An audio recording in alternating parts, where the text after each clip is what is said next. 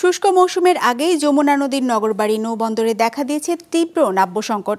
অর্ধেকেরও কম load নিয়ে আসছে জাহাজ। পানি এতটাই নিচে নেমে গেছে যে কোনো কাজেই আসছে না নৌবন্দরের জন্য তৈরি করা নবনির্মিত জেটি। ক্রেন দিয়ে খালাস করতে হচ্ছে বন্দরের মালামাল। রাতুল ইসলাম সুমনের ক্যামেরায় Utpal Mirza report. Double million offer Walton fridge কিনে পেতে পারেন 20 লক্ষ টাকা। রয়েছে কোটি কোটি টাকার নিশ্চিত উপহার।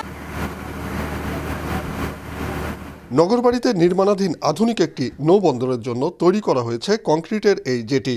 শুষ্ক মৌসুম শুরুর আগেই নদীর পানি এতটাই নিচে নেমে গেছে যে জেটিতে ভিড়তে পারছে না জাহাজ। পণ্য আমদানিকারকদের জেটির পাশেই ভেড়া জাহাজ থেকে মাল খালাস করতে হচ্ছে নিজ উদ্যোগে ক্রেন দিয়ে।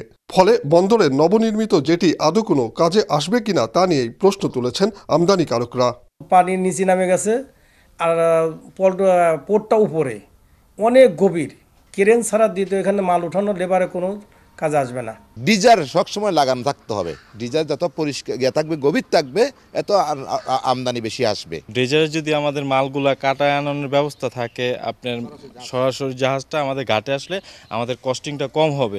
1000 টনের হোক 900 টনের বা 800 টনের জাহাজ আসার জন্য এখন পারফেক্ট না। সেজন্য আমাদের এখানে খালটা খনন করতে হবে। তবে বন্দর কর্তৃপক্ষ এ অভিযোগ অস্বীকার করে জানান, বর্ষা মৌসুমে পানির উচ্চতার কথা চিন্তা করেই এ জেটি নির্মাণ করা হয়েছে।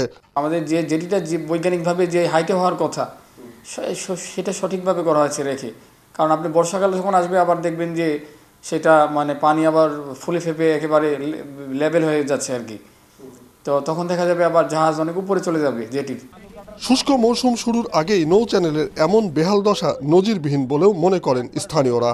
গিজার দিয়ে কাটার পর আবার জেবে হেবে হয়ে গেছে, জাহাজগুলো ঢুকতে পারে না। আর যেসব জাহাজ মনে করেন ওদিক থেকে না আসে, অর্ধেক আনলোড করে তারপরে আসে।